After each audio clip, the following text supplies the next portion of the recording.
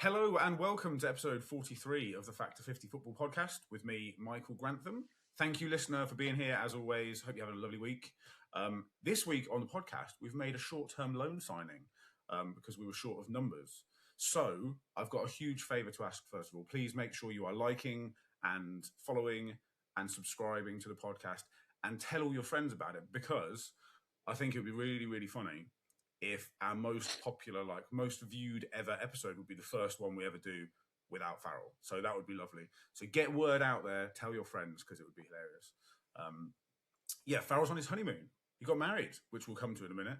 But we've got a substitute, a more than able substitute, because I have scoured far and wide trying to find someone with excellent footballing intelligence and a tactical brain with footballing acumen. Mm-hmm. And when I couldn't find that person, I have invited basically anyone who was available. So this week I am joined by a man who shares the same hair colour, obviously, as Farrell, supports the same club as Farrell, and the same blood as Farrell. It is Farrell's cousin, Blake Carter. How are you doing, mate? I'm very well, very well. How happy were you with that joke that you just made there? It took me about half an hour to write that one. I'm about as close to an Adam Farrell replacement as you can possibly get, I think. Yeah, you're literally the same person, pretty much. I think there's an argument, if you didn't mention it in the intro, people might not have noticed. So I did think of introducing, this is my other joke, my alternative option. I was like, I could just introduce you as Adam Farrell and see if anyone noticed. I would have happily gone along with that the whole way through. You could have asked me about my wedding. I would have spoke to you about my honeymoon. It would have been great. Yeah, wedding was shit. Blake, first of all, congratulations are in order. As I think, listener, we did mention it last week, but Blake is a very, very new dad. Congratulations, Blake. Thank you very much. She is 10 days old today. In fact, we've just this morning been and registered her. We now have a certificate to prove that she exists. She is a person. Yeah. But nice. it's going okay. It is my first child, so everything is new. Every experience is new. You have no idea what to do at any point, but we're muddling through, really. Yeah. I did enjoy your, I think it was on day 2 or 3, you texted me saying, oh, this is a piece of piss. She slept all the time. And then literally 12 hours later, you were like, oh, this baby's a dick. This baby.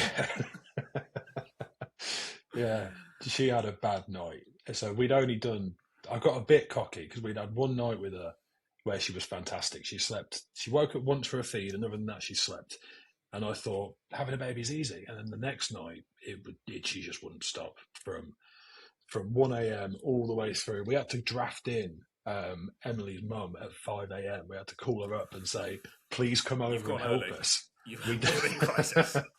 And in fairness, she did. She came over and took her downstairs. Emily and I stayed upstairs and just went to sleep.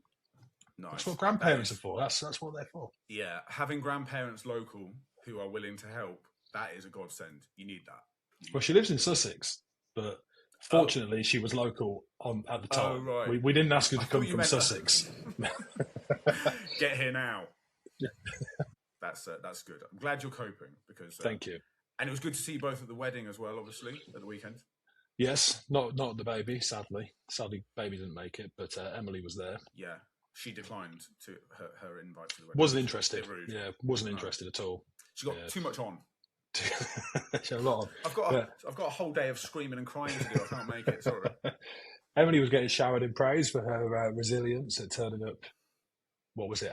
When was the wedding? Was it 3 days after? 4 days after? I think, wasn't it day 5? Well, it was. We met on the Thursday at the castle. Yes, that was 4. 4. Yeah. And obviously Emily was there, and she was playing the Traitors game till 11 o'clock. Which must have been nice to play the Traitors game. Yeah. Yeah. We'll come to this in a second, listener. But we did not do very well. There's something in that room. They just didn't like gingers or whatever. And then she made it all the way through the wedding as well till whatever it was, 11, 12 o'clock at night. So she lasted longer than the bride. In fact, she did. Yeah. The bride went for an early retirement, early bath. Emily stayed up. I think that's a sign of a good date, though, right? You should be going to bed pretty drunk on your wedding. Yeah, I'm sure she would have preferred to have seen it through, right? Yeah, probably. Yeah. But whereas Ads obviously stayed up until 2:30 in the morning. Yeah, Do you have any funny stories from the wedding day that I missed, or just any stories that what you thought were quite funny? No, the whole day to me was a blur in the morning up until the speeches. Once the speeches were out of the way, I could relax. But that morning it was. I was just Yeah, pacing back and forth in hallways. I was rocking in my seat. It was not a nice experience. yeah. Listener, Blake was very nervous about So we were both best men. Mm. I was best man number one. Blake was best man backup, reserve, whatever you want to call him. And Not we quite. both had a speech to do. And Blake was like terrified of the speech because he's not a public speaker. Neither am I. And I was also very nervous. But you're a podcast host. I am a podcast host, so I'm very experienced at talking to a room full of very few people. And yeah, your delivery, I thought, of the speech, you were just like you are now. You were just, you appeared anyway. Maybe you were panicking underneath, but you appeared very cool, calm, and collected, I thought. No, it was all an act. The table to my right, people that were sat over here could see the microphone wobbling and my papers getting all shuffled. It was the only thing that worked for me, and for us, in fact, was fooling the wedding organisers into giving us the what's it called? Lectern? Yeah, giving us the lectern. Because we were denied the lectern and managed to hoodwink them into giving it to us, which was nice. It was nice to have something like, because I was reading off my phone, so I just stuck my phone on the... And then I didn't have to like hold my phone, which I think would have looked a bit stupid. That was quite nice to have that there. How do you think yours went? It was good, I thought. A couple of jokes that kind of treaded the line between, okay and not okay, or acceptable and not acceptable. Because it's difficult, right? You've got like a room full of mates, but then you've also got grandparents, children, and you want to put some funny stuff in. So there's a lot. I had to cut so many stories out. There was a couple of offside lines from you, I think, just one or two.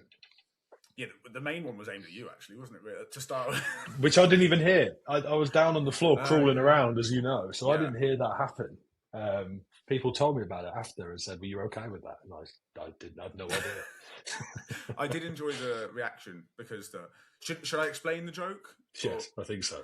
I think so. Blake, I think we did mention it. Blake was very ill, had cancer, unfortunately, and has beaten cancer.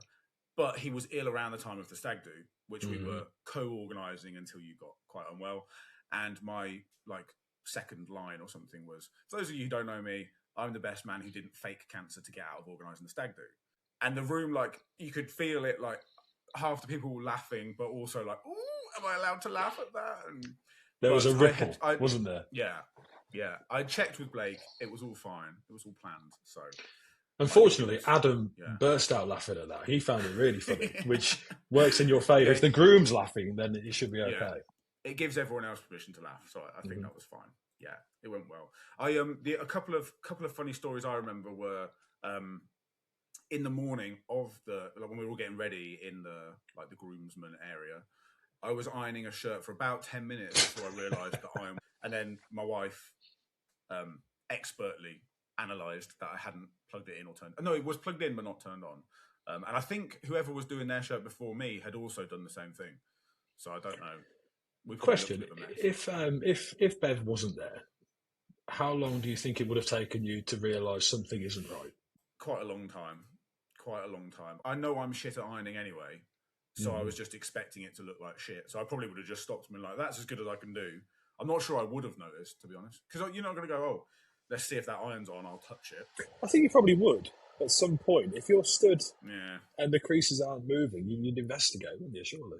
Yeah, I probably should have done that sooner. But I think in general, Bev, my wife, listener, she kept the groomsmen on time. Oh, yeah. She was great. She had all the stuff we needed, pins for the buttonholes that we didn't have, and scissors and all the little bits and pieces that crop up in the morning. You're like, oh, I don't have that. There's an assortment of drugs for various reasons. Yes. Pharmaceutical ones, obviously. Yeah. Yes, paracetamol and all that sort of stuff. Cocaine, all the regular ones. I also really enjoyed, once the wedding was done and the guests had gone and the bus had picked loads of people up, we sat in the Great Hall bit, didn't we? And had a couple of post-wedding beers to do a bit of reliving of the day. And there were a couple of other of our mates there. And do you remember Carl immediately sitting down and just falling asleep in the flick of a switch? Yep. But he had his beer in his hand. Fair play to him. He was lying back on the sofa, beer in hand, and he didn't spill a drop the whole time. I thought that was quite impressive as well. And he only woke up because there was an attempt to swap the beer out for an empty one. And that stirred him. Yeah. But I actually went to bed prior to that, and I heard the music stopping, and obviously then assumed that some people would be going home, and I knew that there would be some form of group that would collect and do a bit of a post-match debrief, so I went downstairs to find that, and glad I did. Yeah, I really enjoyed that bit. That was quite nice. And I just enjoyed, we were getting into like conversation about the lovely ceremony and all that, and then in the background you just hear, shut up, Carl. But yes, a very good day, and obviously everyone here at the Factor 50 Football Podcast congratulates Farah and Ali on their lovely wedding. Hope they're enjoying their honeymoon. I think they are, because he texted me a video yesterday that looked quite fun. So they're having a lovely time. But as we're on the podcast, we should probably talk about some football stuff. Not that there's loads to talk about, but we have obviously a resident Manchester United expert in the house. Yep. So we'll start with some Man United questions. First of all, what do you think of the summer so far, transfer-wise? Have you done the work? Do you still need more? What do you reckon? I think we need a lot more. I'm happy with what we've done, but I think we need a lot more. So the two people that we brought in, which is Tielemans and Santos, I think are really good signings. Tielemans especially is the only thing that goes against Tielemans is he's slightly older than you'd like him to be. He's 29 years old. But other than that, he's experienced and he's just a fantastic player for Belgium and Aston Villa. So I think good price, great player, and it's exactly what we need in the centre of the midfield. But we just need plenty more to go with it. So I watched the episode the other week where Adam said that we need a right back because he's not overly happy with Diego Dallo, and didn't mention left back. And for me, left back is a scary position because we've only got one. We've got Luke Shaw. And once Luke Shaw is inevitably injured, then we don't have a left back at all in our squad. So I think that's a much more pressing issue. But again, a couple of weeks ago, I saw some rumblings of United being interested in Miles Lewis-Skelly again, which you can piss off. I would love that signing. I think that covers a lot of problems. Yeah, I think he's an excellent player. I do think, though, he broke back into our team sort of a month before the end of the season and started the Champions League final. I think if he hadn't broken back in, there'd be much more chat about him potentially leaving, but I'm glad that's simmered down a bit. But there's no smoke without fire, though. There must be something to it for it to keep surfacing up. Like, we must be asking the question, at least. Yeah, probably, yeah. To see if he's interested. It does suggest you're looking for a left-back as well, if you're looking... Well, Lewis Hall is the other one. So we're also linked with Lewis Hall from Newcastle. But how many more players can Newcastle lose? At some point, they've just got to stop selling people. That's true, yeah. So he's a difficult person to get out. They are. I saw that this morning. Yay. Which we'll come on to that one. You could also argue striker. So we've got Benjamin Sesko. Once he's injured or out, who do you play? Because Joshua Zirkzee looks terrible. Top draw, mate. Top draw. It's not top draw. And we're also apparently lending him out to an Italian club because they refuse to pay transfer fees. So he's going to go out on loan. And then again, you've only got one striker. So we've got a very good, I would say, starting 11. But it's the players that come in to replace that starting 11 that worries me. I just don't think we've got any depth, particularly on a season where we're going into Champions League. Hopefully we'll go further than the third round of the FA Cup and the first round of the Carabao Cup. If play more than 40 games this season. It would be nice, yeah. Yeah. So I've got Sky Sports posted yesterday like a squad depth picture of the current Man United squad. I'll read you the second 11. So like ignoring your starting 11. We've got Carl Darlow in goal, presumably backup keeper, hopefully won't play. You've got right to left, Mazraoui, De Ligt, Martinez and Dorgu. Centre mid backups they're saying are Ugarte and new signing Santos. Attacking mids, Ahmad, Mount and Rashford, and then attack or centre forward, Joshua Zirkzee. Where is, other than Zirkzee we mentioned, where is screaming alarm bells at you? Left back. Dorgu's not a left back, so every game of pre-season so far, Carrick's played him as a left winger. So I don't think he's going to be a left back position. Oh, he can play there. He used to play there once upon a time at Lecce or wherever he was before. But it's since he's been with us, I think he had a few games at left back under Ruben Amorim, or left wing back. And then after that, he's been exclusively up front. So if that's our backup left back, then that's the most pressing position. I think that's an interesting what they put with the centre backs, De Ligt and Martinez being the backup centre backs. Well, they've got Maguire and Yoro as starting centre back. I think that's the other way around. Swap those round, yeah. Although with Martinez, I think he is a good player. Although I'm hating him at the moment because of the Argentina connection, but. He's been very injury prone, hasn't he? I think, is he injured again? Yeah. Now? Apparently he's not too bad. He'll be back for the start of the season. Okay. But his injuries, I don't know if you can call somebody injury prone when he keeps getting the injuries he's getting. So I think like injury prone people is like hamstrings and muscle injuries. He's like tearing ACLs every other week. So I don't know if does that count as prone? Maybe more sort of glass ligaments and tendons and connective tissues. Which is not a good thing for a footballer. Not as catchy either to say. No, but he's one who, if he was fit, could cover at left back as well, couldn't he? Yeah, not naturally, but he can play there. Central midfielders, Ugarte is out. He's not going to play this season. He's already injured. So they've got the starters, Mainu and Tielemans, and then Santos as the sort of the third central midfielder. So maybe another midfielder. Definitely another midfielder. Yeah. I think that I actually think Mainu probably doesn't start over Santos. I think he'll put Santos and Tielemans in as his central midfielders. Yeah. Because then you've got... I like Santos. I think he is a good player. Yeah, I've watched his pre-season highlights. I've done my extensive scouting on YouTube. So I think he's looking solid. That's more research than anyone has ever done in connection to this podcast. I think so. I think I should probably get a job in the scouting industry. Yeah, I think he's good. So we're saying left back, centre midfield, striker, anywhere else? Just everywhere? They're the most pressing. You could argue right back, as Adam said, for Dalot and Mazraoui. Neither of those are good enough, really. They're both fine, but not particularly good players. Yeah. But we're not going to be able to fix everything in one window. So if you want to just get your priority positions, I think those are the three. Like Danny Welbeck going to Chelsea. It devastates me. Like, why weren't we in for that? I know he's 35 years old, but to play behind Sesko as a former United man, he can still do a very good job. I think that would have been a great signing, but we let him go. That would have been a good signing. Yeah. Yeah, it's a shame. So, left back, centre midfield, striker, and maybe right back. Throw some names at me. Who do you want in the dream scenario? It's got to be realistically attainable. So you can't just say, like, I'll have Messi up front.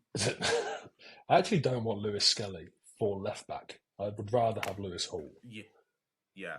And Lewis Skelly in central midfield. Lewis Skelly is central midfielder because then you get the cover. So Lewis Hall, Mars Lewis Skelly, Danny Welbeck from Chelsea. Let's just go and double their money or whatever it is. It wouldn't surprise me with Chelsea if they signed a player and then sold him the next day. Like that's how they work. Just for a quick buck, absolutely. Player trade.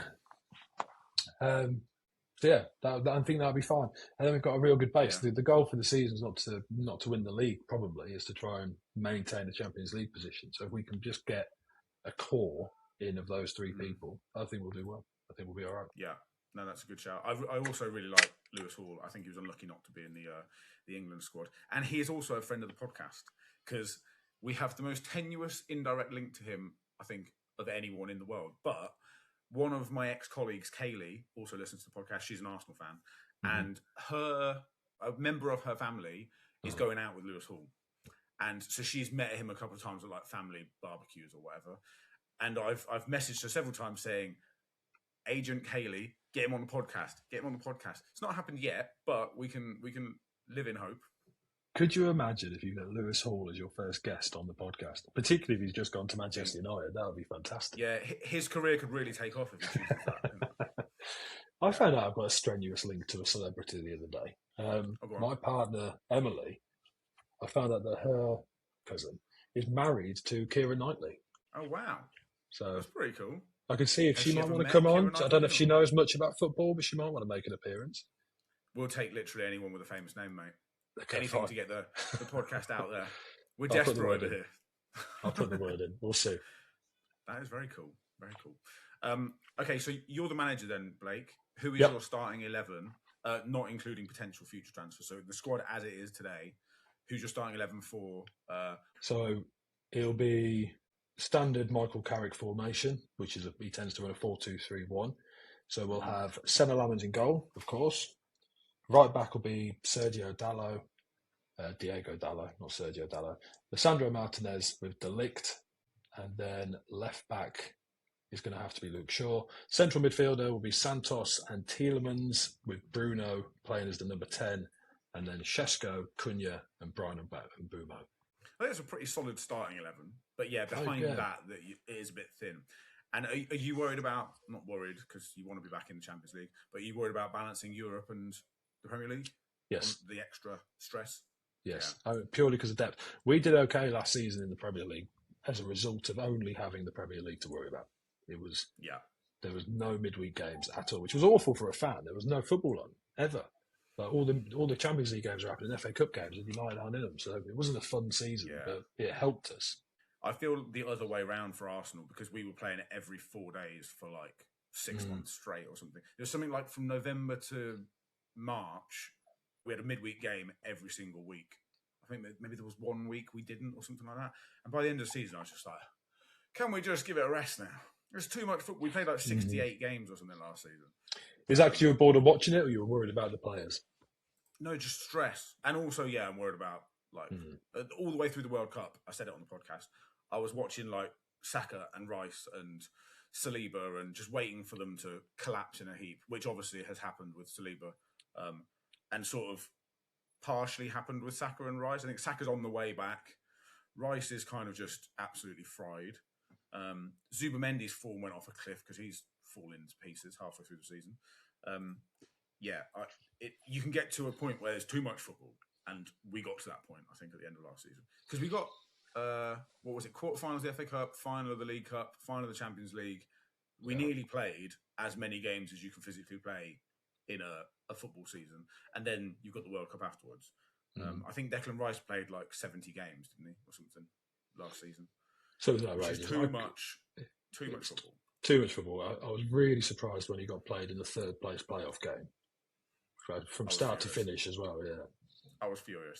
Yeah, we recorded a podcast like 2 hours before that game, and the lineup came out, and that was my genuine reaction on the podcast. Oh, for fuck's sake, Thomas Tuchel. And then literally, obviously, the game kicks off, and at half-time, I was berating Tuchel for starting Saka and Rice, and at half-time, it was 2 Saka goals, a Declan Rice goal, and a Declan Rice assist. And I was like, oh, okay. Maybe that was a good idea then. But well, yes and no, because you're not berating him for playing them because you don't think it's going to help the results. It's for their fitness, right? Exactly, yeah. Like Harry Kane got to sit on the bench and he just stat pads in Germany. Like, he doesn't really need the rest. He can rest for 90% of his league season next season, whereas Saka and Rice are just hobbling around the pitch. But I like that you said that Rice is fried as well. It's a very good pun. Was that intentional? It wasn't, but I'm just naturally so funny that they just come out, Fried rice. Okay, let's round off the United chat with, I'm going to put you on the spot and say, give me a prediction. So I want where are you going to finish in the league? League Cup, we will leave early. I think we'll be out of that at quarter-final stage. I think he will prioritise playing kids and youth and everything else. I would be expecting. Have you heard of JJ Gabriel? Yes, the 15-year-old. The 15-year-old. Yeah, I think he'll get a game, probably in the Carabao Cup, somewhere along the way. Yeah. So, but we'll leave early. Not because of him, but I think he just won't prioritise it. FA Cup, I'd like us to get to at least the semi-finals. Okay. I think that's reasonable. Yeah. Yeah. Champions League, I think you can. Surely you can get to, it's all about the draws, isn't it? It depends who you get. You can breeze through the FA Cup depending on what draws you get. So we'll see. Yeah. We'll probably draw Man City in the third round, and that'll be that. But hopefully the semi-finals. Hope so. Champions League, I will take the quarter-finals. We're not a Champions League team yet at all. We are nowhere near a Champions League team. So if we can get to the quarter-finals, I'll be happy. And the league, I think we'll be second. Is my prediction. Second? I think we'll be second. That's ballsy. It is ballsy. There's a bit of method to the madness on it, though. Because I think this is like the great reset for the Premier League in terms of how it's all going to fall. Because you look at Liverpool, Man City, Chelsea, have all got brand new managers, so we don't know how that's going to go. Man City hopefully will have the fall off that we had when Ferguson left because Pep's gone. I think is there 12 new starting managers this season? I think there's 9. I think there's 9 new ones. Is it Marco Rose at Bournemouth? Is like the 10th longest serving manager in the Premier League, and he hasn't managed again. It's like the most manager turnover ever. I think it's ridiculous. So I think the league will look different next season. Very different. In which case, why can't we push? So we've got Michael Carrick, who he's not a blockbuster manager, Michael Carrick, but he is solid. He knows what he's doing. He can obviously get a result out of games. So I think we can push. I think we'll push for second. Okay. You heard it here first. There we go. I would say it's outlandish. It's not impossible because obviously you were third last season. Do you think it's outlandish? What do you think then? Yeah, I think the impact of having all the extra European games will really hit you because it's the depth. It's literally just depth. Like that first 11 might be able to finish second, but how many times are they going to be able to play Premier League games together? Probably not many. And it's like we saw it last season. We had 2 great players in every position, and we were still stretched because our squad was just ravaged with injuries. Obviously, still won the league because we're that good. You've got a starting 11 which can compete. I think you need a couple more kind of squad players who can come in and raise the level. Well, you don't want to buy a squad player. You want to buy a starting 11 player and then have them fight. Because that's great for the team. So I think you will get top 5, assuming it's 5 places for Champions League. I think you'll get top 5, and I think first season back in the Champions League that would be a win. But I think the amount of money like Chelsea and City and Liverpool are going to spend, Tottenham and Arsenal, we're going to spend a fuckload of money. I think we're favourites, I would say. Oh, 100%. You're definitely favourites for sure. But then I agree with you though. There are a lot of unknowns. Like Alonso could transform Chelsea, and they could be excellent because they've got the players. Jordan Henderson, questionable. Maresca at City, like he could come in and be just as good as Pep, but he could get them playing the same type of football, which we already know is very good. Because what they've done is basically just go, hey, that guy manages like Pep, he plays like Pep, and he looks like Pep. We'll just give him the job. It's the same way that you got me onto this podcast. It's a similar appointment. We've Enzo Maresca'd this podcast. So I think he could have a generally quite seamless takeover from Pep. Obviously, you've got the 115 charges they're going to get punished for any day now. But I think they'll be like second or third. I think they'll be. Do you really? Yeah, I don't see it. I think their squad is aging. I really hope they're not. They haven't got. They're like 15th and fuck them all. But I don't think that we should get Ryan Ives on to plead the case. But other than Haaland, they don't look scary to me. They really don't. I don't think they've got any big hitters. Bernardo Silva's obviously left.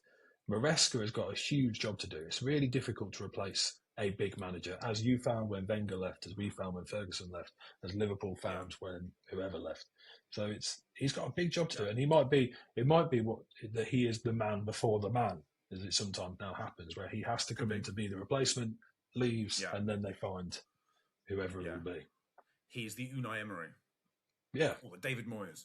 I might revise my prediction if Real Madrid buy Rodri, because I think he is. Just watching him at the World Cup, I fucking hate him, but he is excellent. He is top draw. And if they sell Rodri as well as losing Bernardo Silva and Pep going, that is a lot to adjust to in one summer. Yeah.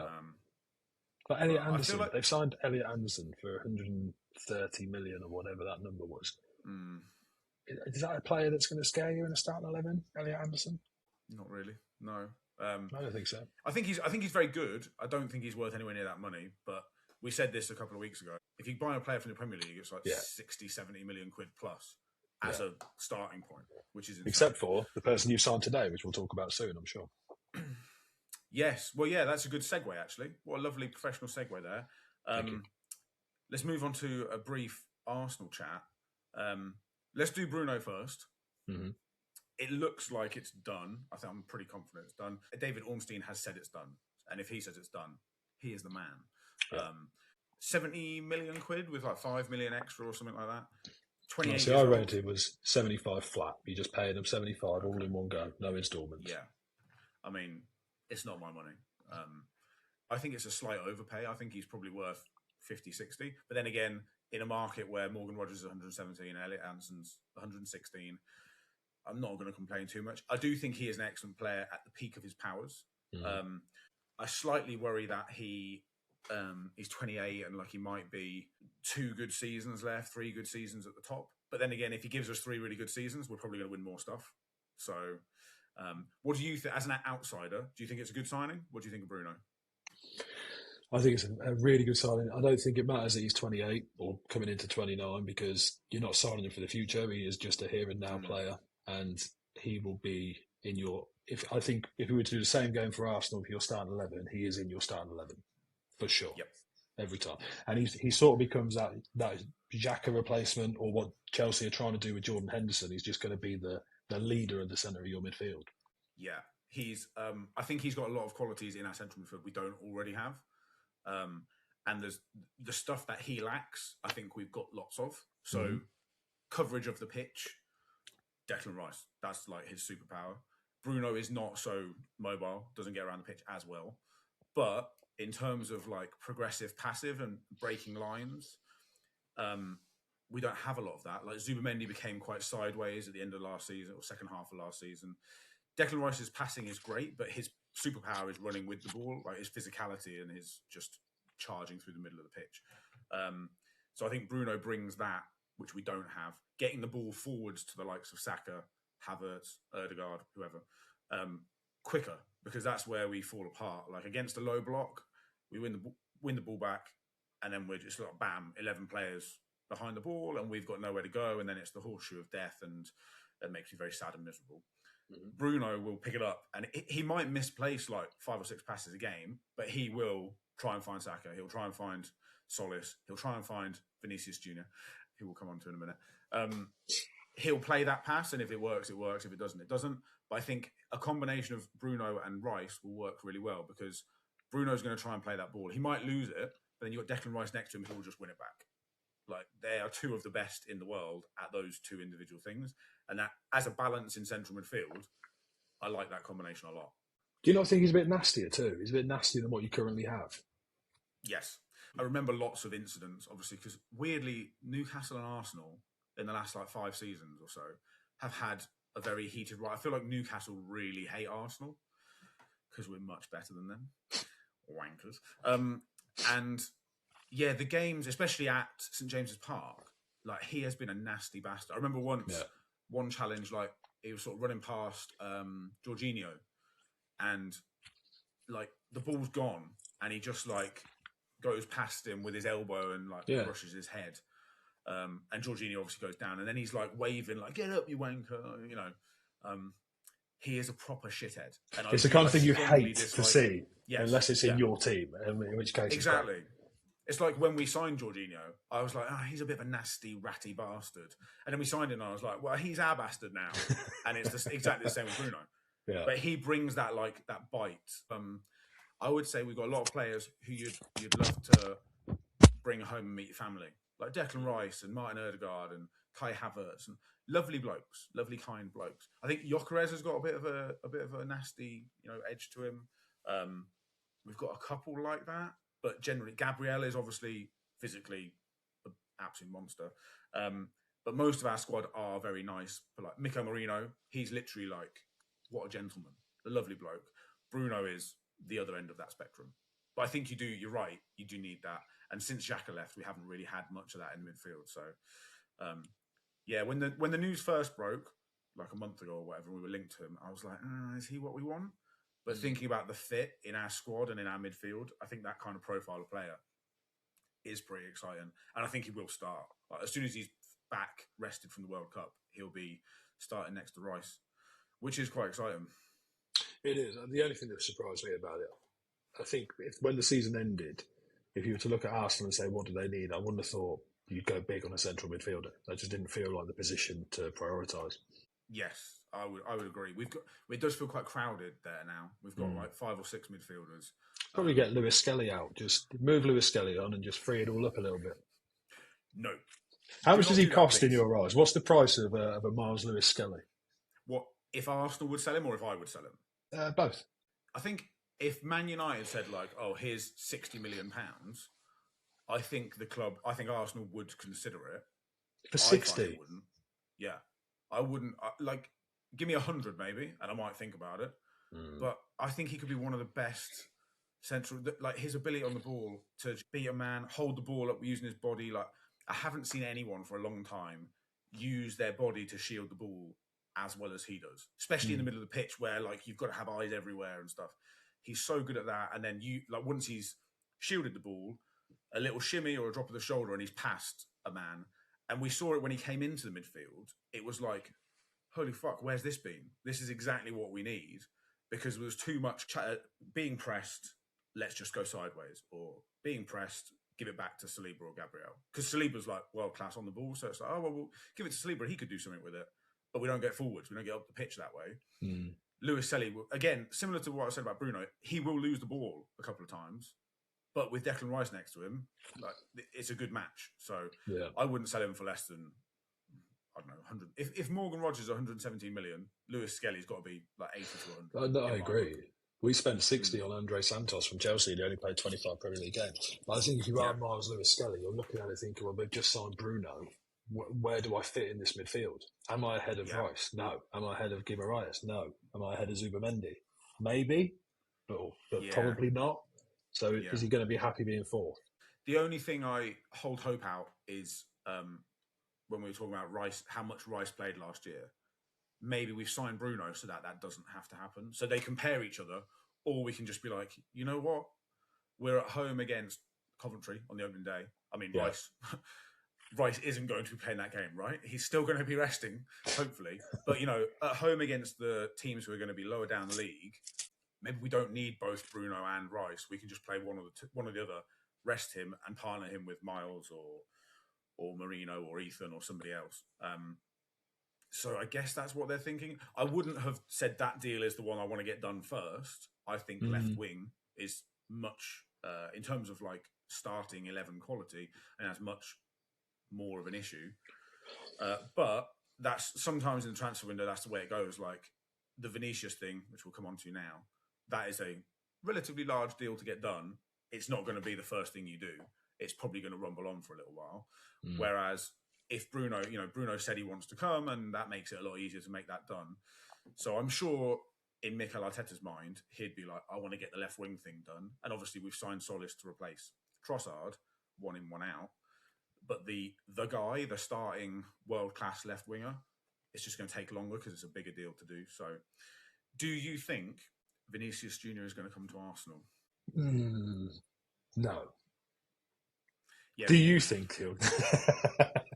No. So no, it's not going to happen. The reason I think no is I'm sure you could pay the money. If it's 125 million, you could afford it, and you could probably afford his wages. But I think you'd be silly to do it because if you bring Vinicius Jr. in on how much is he earning? What's he earn a week?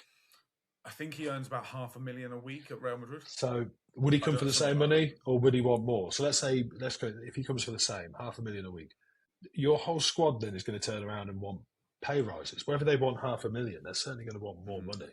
So then your wage bill just goes crazy. Yeah. Well, I think the transfer fee is like doable. I don't think that's a problem because he's got a year. He's got 12 months on his contract, and everybody knows Real Madrid have to re-sign him or risk losing him for free. And I think he can to foreign clubs. I think he can talk to them in January, right? So in like 4 months' time, he could be announcing an agreement with some other club and to leave for free. So I don't worry about the transfer. I don't think that's an issue. Would he want to come to London? Maybe, maybe not. Like, I think London is very attractive to like top class footballers because it's a great place to live and a diverse city, and the travel is like getting back home's easy and all that sort of stuff. The issue is the wages and the effect it has on like the rest of the squad. I agree with that. But the thing Real Madrid are struggling with, apparently, Vinicius has 50% of his image rights because he's such a big player. Yeah. He's a brand, isn't he?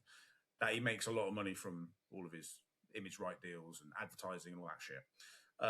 Real Madrid have like a blanket cap, apparently, at 50% of... So the player earns 50% of their image rights and the club take the other half because their argument is like, you wouldn't earn that amount of money if you didn't play for us because we're a big club. Yeah. Fair enough. But they broke that when they signed Mbappe, and Mbappe has like 80 or 90% or something like that. And obviously Vinicius then wants to match that. And I think that's where the contract negotiations with Madrid haven't just automatically renewed because Vinicius wants the same kind of agreement that Mbappe has. And with Arsenal, we would probably offer him a similar wage to what he's on now, maybe slightly less, but he can have all of his image rights. We don't have that policy. I don't know why. I don't know the difference. And the money that he gets from image rights are as much, if not more, than the money he makes from his football salary, which is insane to think. Like, how much money do you need, mate? But if I have a slight hope, it's that we can, we've got the clout to give him the salary he's on now to sort of match his salary, and then with the prospect of giving him far more percentage of his image rights, that might turn his head slightly.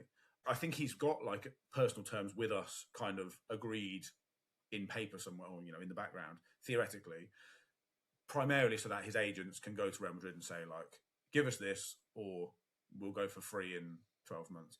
I think the most likely outcome is he re-signs, and either he takes what Madrid are offering or Madrid give in and give him what he wants. I think the second most likely is that he'll leave on a free next year. I think the least likely of the outcomes is that we get him now. I just think it's a complicated deal to do. I do like that we're going for it, though. It's pretty ambitious. It is ambitious. Does it not scare you even a little bit? Let's say if the transfer gets done, because he's a very unlikable character, Vinicius Jr., isn't he? In certain aspects. I don't know. Where does that come from? Who says he's unlikable? Me. Is it because he riles fans up and stuff? Not just that, he's arrogant. All footballers are arrogant. Yeah. But he's especially arrogant on the pitch. Yeah. And obviously, if you're like a Premier League footballer, you're going to be pretty arrogant and confident in your footballing ability. But if you're like the best of like him, top 5 in the world, I think it kind of comes with the territory. Like, I'd say Haaland is arrogant. I'd say Mbappe is arrogant. I'd say Messi is arrogant. I'd say Ronaldo is a twat. I think it's quite comparable to when Ronaldo came back to Man United, because he has to come in. He has to be the superstar. He has to start every game. He has to be the first person to walk out of the tunnel. Or, in fact, Ronaldo was always the last person to walk out of the tunnel because he had to be the most important. Yeah. So I think you'll have that effect with Vinicius Jr., where it sort of messes up the team spirit that you've made over however many years under Mikel Arteta, because now you've got the man who's coming in. And I think the rest of the players might look at him and go, well, you ain't the guy yet. Yeah, I think that is a risk, but I think if you're going to sign like one of the best players in the world, that comes with the territory. But then I also think if you're Saka or Rice or Saliba or like one of our biggest players, and you asked those guys, do you want to play with Vinicius Jr. on your team? I'd probably say yes. Mm-hmm. Like, yeah, he's really fucking good. We're going to win loads of stuff. I'd take him. And I don't know. I think I have a different opinion on football salaries as well to what footballers think about it, because I think if you're earning like 50 grand a week or more, at what point do you need to keep earning any more? Like, I couldn't give a toss on earning that much money. I don't think you get that 50 grand a week. Yeah, it's like when people go to Saudi Arabia and they're like, oh, well, he's doing it for his family. It's not. He wasn't on the breadline in the UK. I think he's doing all right for himself. Like, if you were talking to Joe Bloggs, who works in IT for Sainsbury's, earning 30 grand a year, and Saudi Arabia offer him £1 million a year, absolutely go over to Saudi and earn your money, mate. But if you're already earning a few million a year and they're like, oh, we'll give you 2 million a year extra, it's just much. It doesn't matter. It's so much money. Get over it. So I agree. If I was them, I wouldn't have that like contract salary jealousy thing, because you're already on 300 grand a week. Why do but you know it's going to happen. They're not going to take your mindset on that. Yeah. If only everyone was like me, the world would be just... Which, in fairness, if you remove the numbers and forget how much money they all earn, and actually just make it comparable to your workplace. So you find out that someone else that's doing your job has just been brought in on twice as much as you're earning. It's slightly different. Yeah. I do wonder how much professional footballers talk about, like, so what's your basic salary, mate? I wonder if they do talk about that. Yeah, I think they probably do. Or what cars they're going to buy, what houses they're going to buy. Yeah, young men as well are very, like, generally quite egotistical and sort of competitive, aren't they? So it probably does matter to them. I just think there's got to be a point where you're like, I've got more money than I will ever know what to do with. I don't really care at this point. Like, let the agents and the contract people sort that shit out. But I can see it as a risk. I also can see he is exactly the sort of player that Arsenal need, like flair, creativity, the ability to beat a man. And I also know that if I am any other team in the Premier League and Arsenal, who are already this good, sign Vinicius Jr., I'm crapping my pants. So I think if we could get it done, it'd be incredible. Let me ask you this. What percentage chance can you see of it happening? I actually don't think it's a surefire no. I think it's probably a 60-40. Because I read just about high? 20 minutes before coming on that they've now asked for 124 million quid as the transfer fee, which you'd pay. I mean, you'd obviously pay that. Yeah. Yeah. So a couple of weeks ago, I don't know if you saw the episode, I hypothesised that this could happen. I've seen all the episodes, Mike. I'm a big fan. There we go.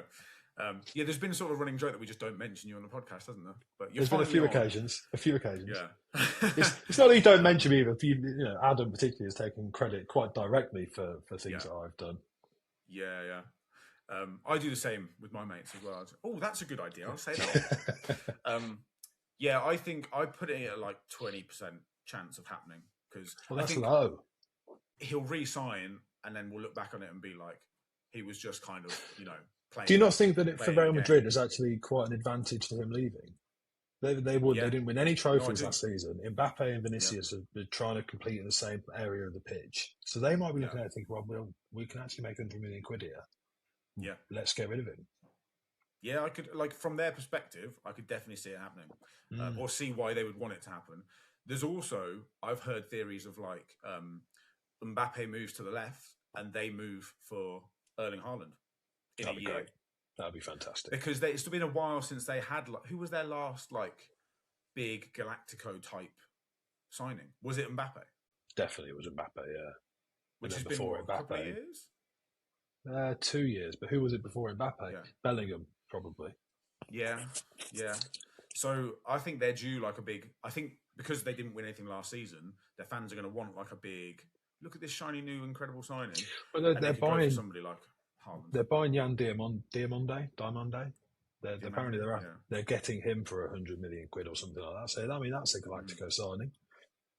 It is, but he's like 19 years old, only played in Germany. He's not Erling Haaland kind of levels of excitement. I think he is very good. He does look very good, but he's more of a prospect than like a, established world-class player. Yeah. Who's your alternative if you don't get Vinicius Jr. for your left wing? Well, this is what I'm nervous about because I don't really know. I've got a funny feeling if we don't get him, and I think we won't. I've got a funny feeling this is really... So if you're an Arsenal fan waiting for this name, you're going to hate me. I've got a funny feeling Solis, our new signing, could be really, really good. And if we don't get Vinicius, I feel like... I hope they don't. I hope they go and buy someone. But we've got Solis and Martinelli to play left wing. I feel like they could say, well, you know what? We've lost Trossard, we've signed Solis, we've still got the same numbers on the left. Let's see how he gets on. I've got a funny feeling he could be really good, and he could put up some excellent numbers because he was in the Belgian league, so it's significantly lower quality. But his output, his goals and assists is excellent. His end product is like his thing, and that's what we missed from the left. Like Martinelli got 1 league goal last season. Trossard got 6, I think. It's not enough for like an attacking left winger. Yes, they do a lot of work back, which Solis is also very good at. But we need more end product on the left. And I've got a feeling he could be great. Obviously, if they sign somebody like Vinicius Jr., he's not going to play as many games. I've also got a funny feeling that they might go like, here's 30 million for Marcus Rashford. Because we've been linked to him in the past. Yeah. We have been linked to him in the past. His numbers are good, but I think he's just inconsistent. And we've already got that in Martinelli. I don't think he'd be an upgrade. So he'd also be huge wages as well. He'd be like Saka kind of level wages, but for me, not. Arteta likes it though, doesn't he? He likes to pick up a broken player from another club and try and fix them. Yeah, the classic, I can fix him kind of thing. I can see it happening.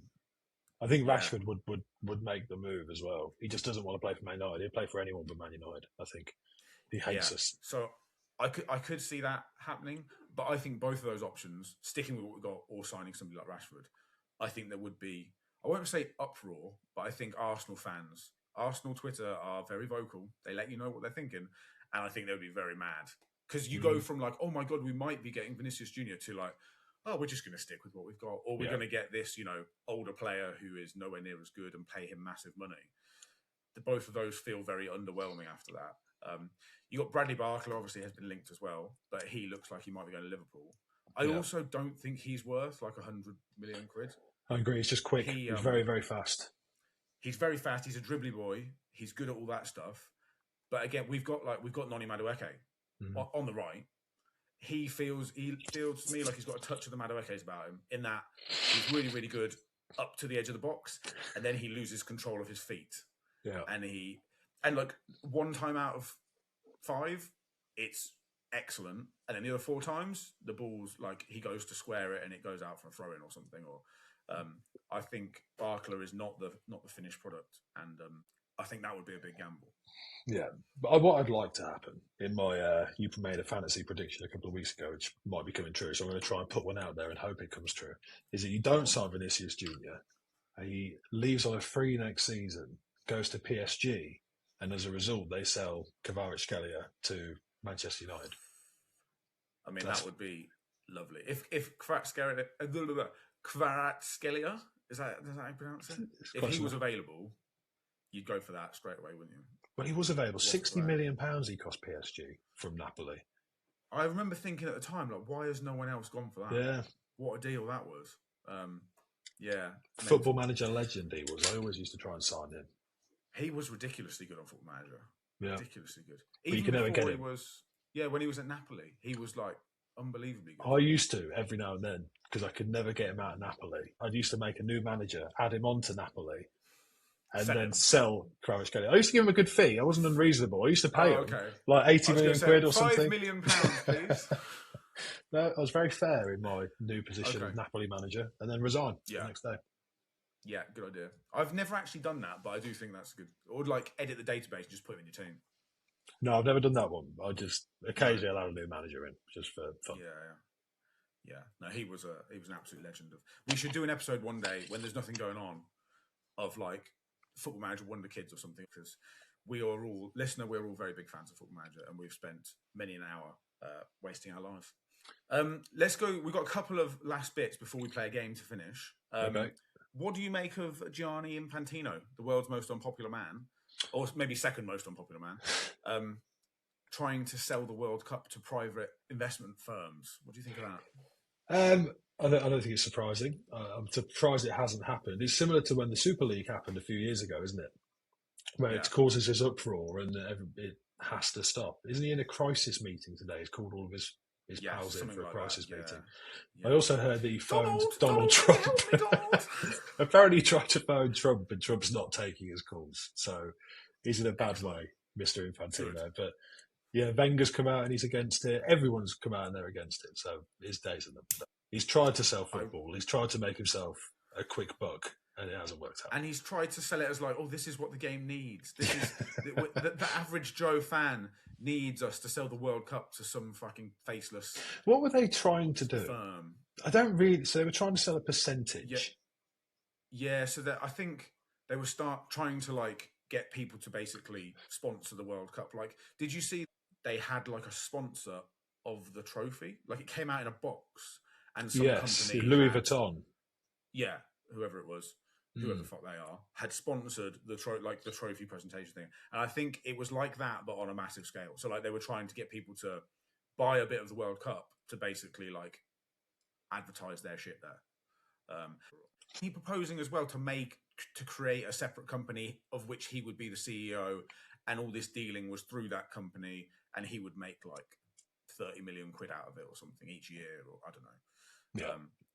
Basically, he's just trying to commercialise football to an even greater degree than it already is completely fucked. And my only surprise, like you said, is that there wasn't more made of the atrocities he committed during the World Cup and in the lead up to the World Cup. The summary of the man is that he has made Sepp Blatter look like a wonderful man. Bring back Sepp. He's not so bad, was he? He wasn't so bad. Didn't he get found not guilty recently as well, Sepp Blatter, after all of that? I think they've just come out and I've watched the documentary. Like, he is guilty. He did like a Netflix documentary, didn't he? And it was like, yeah, no, he's definitely done it. He's admitted to doing it on this documentary. And... Well, somehow he's been found not guilty. Lord knows how. God knows. But he was trying to sell it, Mr. Infantino, to Donald Trump's son-in-law as well, which was part of the hoo-ha. It was his daughter's husband. So Mr. Trump was obviously involved in it somewhere along the way. It's all gone a bit tits up, and now he's not answering his calls. So devastating. Yeah, Donald Trump's advisors have gone, Donald, don't answer your phone. The sinking ship is going down, Donald. Which is also raised the question, do you reckon Donald Trump has a direct line? Can you just ring him if you've got his number? Or do you have to go through somebody else? It would be quite funny to get hold of that number and just prank call him all the time, wouldn't it? It would be, then you might get shot mysteriously. Or you might get a deal out of it. Just offer him something. He might say yes. Yeah, who knows? He'll make a deal with anyone, won't he? He absolutely will, yeah. Get Balogun's red card reinstated. Yeah, don't get me started. Talking of deals, this one surprised me. Mo Salah is apparently going to Turkey. I read that. Supposedly. He's in talks with Trabzonspor. Yep. Trabzonspor. I think that's probably right. Yeah, let's apologise in advance to all our Turkish listeners. What do you make of that free transfer? I think it's bonkers. I don't understand it. Other than the fact that Andre Onana plays in goal, which is an aspirational thing for any player to be able to play alongside Andre Onana, I don't understand why he's gone to Turkey. Again, it's probably a money thing, but it's the same argument as before. How much money does he need? And then could he not get the money elsewhere? I mean, he is the best footballer, obviously, and in Egypt. Saudi Arabia desperately wanted him to be flagship for their league.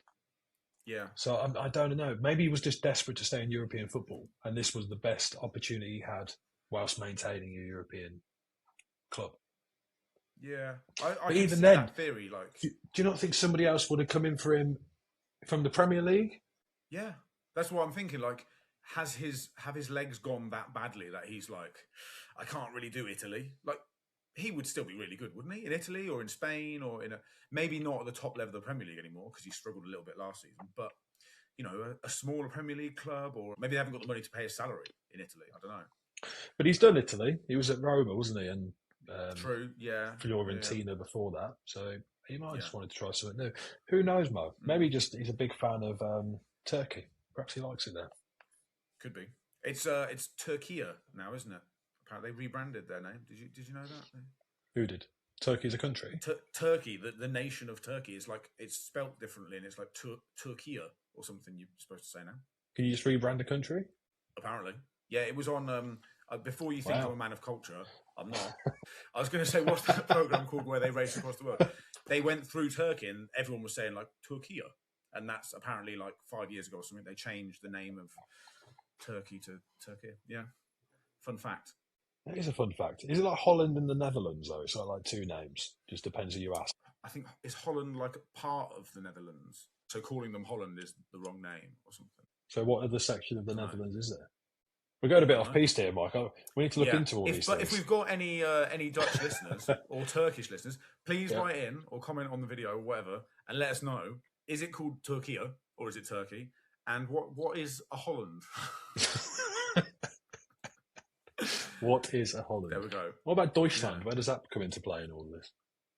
Isn't that just Germany in German? Is it? I think so. I don't know. That sounds about right. That sounds good. Let's go with that. We got one right. There we go. Yeah. I'm not sure we've got any listeners in these countries, but please let us know if we are deeply offending you. Right. Let's steer back to football. Yeah. And get I've got a game which will be just a quick game to finish. It's called inventively Hit or Miss. Nice. So we've had some big transfers. I've made a short list of some of the biggest transfers in the Premier League. I want you, Blake, to tell me whether you think this player is going to be a hit or a miss this season coming up. Based on the money that the club has spent now for this season coming up, will the player be a hit or a miss? And we'll start with a nice little one. The record transfer of Morgan Rogers to Chelsea. Hit. Hang on, wait. I want to ask qualifying questions first, if I may. Oh, here we go. Yeah, it's not so easy when you put on the spot, is it? Mate? No. So, what are we quantifying as a hit? So, for example, if Morgan Rogers goes to Chelsea, he scores 10 goals, Chelsea win an FA Cup. That's a hit, right? What's the benchmark for a hit? Or you tell me. I want to know, based on the transfer fee, is it a successful signing by the end of this season? A successful signing or none? So it could be like he scores 6 goals and gets 6 assists, but he cost 117 million. Mm-hmm. So like that season would be a miss, but then he might stay there for 3 more seasons and score 100 goals and be incredible. And then over that period of time, it's a hit. But I'm just thinking about the 26-27 season for the money they've paid now, hit or miss. Okay. I feel like you're leading me down the path there because he's not worth the money that they've spent. So I will change my answer, Michael, to a miss, please. Okay. That's 1 miss. All right. Christos Solis to Arsenal. What did he cost? 27? I think it's like 30, 35 €1 million. So it's about 30 million quid. I'm going to be honest. I've never seen him kick a football. So I've seen him kick a football in 1 match. No, actually, I've seen him kick a football in 2 matches. And how was he good at kicking that football? I saw one live. So I watched he used to play for Norwich, and I saw him at the Emirates. We won 1-0, and I can't remember him playing at all. Excellent. And then in the pre-season friendly we just played, he scored, got an assist. He looked quite good. He looked like he's got 2 good feet, technically very good. Very Trossardian. I can see why we signed him. Okay. Then an underwhelming hit, I would say. Okay, a low-key hit, all right. Mm-hmm. I think I know what you're going to say to this one, but Garnacho to Villa on loan. Garnacho to Villa is a miss. Garnacho to any club is a miss. Good call. Well, no, it's a hit for the team you sell him. Tielemans to United? Hit. All the way here. Ballon d'Or. Yeah. Ballon d'Or. Yep. Yeah, I would agree with that one. This is a difficult one because before the World Cup, I had no idea who it was. Manzambi to Aston Villa, the central midfielder, the Swiss guy, the young central midfielder. Mm-hmm. For Villa, hit. He's playing in an Unai Emery team in their central defensive line. He's got to be a hit. But he looked really good at the World Cup. Lacroix, is it Lacroix? Maxime Lacroix? Yeah. Le Frenchman to Chelsea for 50 odd million. Again, he's 28, 29 from Crystal Palace. I don't know, actually. I don't know. I'm going to say miss. Do you remember when Chelsea signed Koulibaly all them years ago and he was going to be the best centre-back in the league? Napoli. Yeah, and it just didn't happen for him. Yeah. I know this isn't the same because he's Premier League experience, but just something about Chelsea as a club that I just think... They fuck people up. They fuck people up. I don't know why you never go there. Yeah. Yeah. So you're going miss? I'm going miss. He's 26, by the way, apparently, according to Transfermarkt. Yeah, close enough, wasn't I? There or thereabouts. Yeah. Let's stay on the Chelsea theme.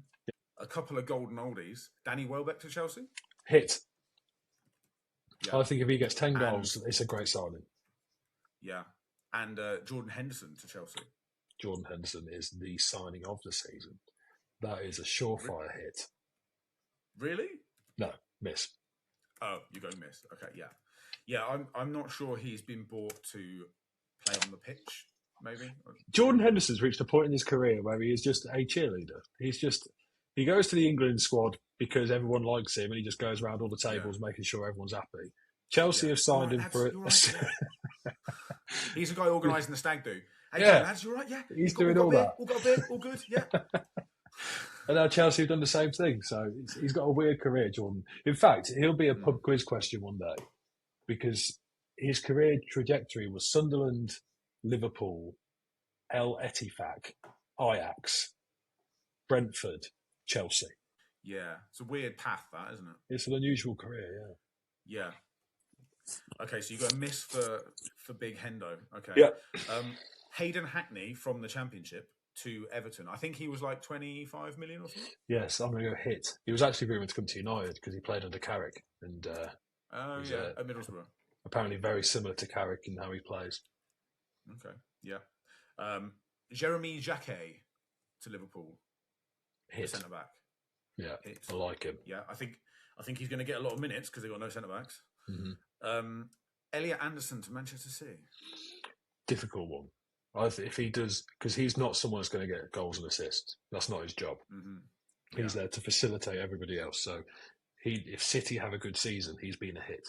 But it'll be difficult to look at him on a stat sheet and say that he has been. So I'll go hit. You're going hit. Okay. Big call for that amount of money. United? Definitely a hit. 100%. Definite hit. No bias there at all. Always been a big Santos fan, me. Sandro Tonali to Tottenham Hotspur. £100 million. I think that's a miss. I've never, ever rated Tonali. Don't know why. No? This is just one of those players where everyone else seems to like them. But every time I've watched him, which admittedly isn't too many times, but every time I've watched him, he just seems fine. And that's it. Yeah, it's a lot of money as well. A lot of money. So we're going miss for Tonali. Fernandes to Tottenham. Hit. Hit? Okay. Yes. Why do you think that? I think he is excellent. And that's my biggest regret of the summer so far, is that we didn't push the boat out to sign him. Yeah, I think he's really good. You're a fan. I think we spoke about him last week, and we said he's been relegated twice. He has, seasons, isn't he? Which is fine, but not all his fault, is it? Like Carlos Tevez once pulled West Ham out of the relegation fight, but it's very difficult for one player to do it on his own. That is true, especially in central midfield. Like, you're not going to win too many games for your team. There's some player that made his way into starting 11 by luck, and they won the game, and he's now a Champions League winning footballer. But he's not a Champions League winning footballer in his sense of his value or what he contributes on the pitch. In the same way, I don't think Mateus Fernandes is a relegated footballer. Is he? Are we talking a little bit like a little bit of a Divock Origi type striker? Yeah, basically. The point is true for Fernandes. I think he's far better than what the team displayed. Okay. So interesting. I think it will certainly, the very least you can say about Tonali and Fernandes to Spurs is it'll be interesting to see how they do for that amount of money. Like, they've got to be pretty good in midfield. And I can't wait for them to get relegated. One more Spurs one. Yeah. Van Hecker from Brighton. Miss. Crazy. Miss. Yeah. Okay. 60 odd million pounds. I think he was about 55, 60, something like that. And the last one, Vuskovic, the Croatian from Spurs, the other way, from Spurs to Brighton for £50 million. Yeah. Is he going to be a hit or miss? Never played for Spurs, and they've managed to sell him for 50 million quid. Yeah. I've never seen him play, Michael. I don't know. But Brighton tend to do all right. It's the most money they've ever spent. They seem pretty confident. But so he's ticked all the boxes in Tony Bloom's database or whatever they use. Yeah. So you're going to hit. I'll go hit. I think you've got to trust the Brighton scouts on that one because he's never played in the Premier League, I don't think. Nope. And he's £50 million. I think it's a big gamble. They don't often push the boat out that far, so he must be half decent. You've got 1, 2, 3, 4, 5, 6, 7, 8, 9, 10 hits and 6 misses there. Did you do the same quiz for yourself before? No, we haven't done this before. No. Is there any that you disagree with? Let me see. It'd be very boring if I agree with you on all of them. I think Anderson to City, I'm going to go miss. Why? You went hit. Because I just don't think he's worth that amount of money. Maybe long term, if he plays like 300 games for City, like you can justify spending £116 million on a player in that position. I don't think he's worth that. And I think he's very good, but I don't think he's that good. And if City lose, I'm also theorising City lose Rodri, which means it's like, bam, Elliot Anderson, it's all on you, mate. And I think he might struggle for a little while to adapt. I think long term he might be a decent signing, but I'm going to go miss on him. Tonali to Spurs, I agree with that as a miss. Fernandes to Spurs, I also think that'll be a miss. But I'm an Arsenal fan, so I just think Spurs are stupid. So probably those two are the only two I disagree with. Not bad. That's not bad. Yeah. That's it, I think. I think we're done. Thank you, Blake, for filling in, stepping up on a short-term loan. Normal service should be resumed, I think, next week. This is the part of the pod, obviously, as you'll know, Blake, where we don't know what we're doing next week. But I think, is Farrell back from his honeymoon this weekend? I'm assuming, or are they 2 weeks? I have no idea. They're calling it a mini-moon, so you'd assume that it's shorter. Okay. I You think. can't have a 2-week mini moon. You can't have a 2-week mini moon. 10 days tops. Everyone knows that. That's just obnoxious. Yeah. Yeah, where is the line between a honeymoon and a mini moon? A week. Is it distance or time? That's true. Because also they're going to Spain, haven't they? I think that's a honeymoon. So it has to be a short trip to Spain for it to be called a mini. For me, it's like a long weekend in Europe. I would say a long weekend abroad or like a week in England is a mini moon. And if you're doing any more than that, you're taking a piss. You're just having 2 honeymoons. All right, so you think if he's doing a week in Spain, it should be a honeymoon, not a mini moon? Feels like a honeymoon to me. Let's get this on social media because I want to know. What's Leave your comments below. Where do you draw the line? Yeah. So hopefully, if he's back, we'll do a normal podcast next week. The plan is, because we're getting towards the start of the Premier League season, the plan is to do our predictions episode, which everyone loved last year. It was our first ever episode we did at the start of last season. We actually got some banging predictions. We also made some absolutely dreadful ones. So one way or the other, there'll be some funny stuff next week on the predictions podcast. Hopefully with Farrell, maybe with Blake, maybe we'll get Ryan in, somebody else. I don't know. We've got so many listeners. We'll just, pick and choose. But yes, as always, guys, thank you for listening. Thank you for being here. Make sure you tell all your mates about it because we're so good. And we will see you on the next one next week.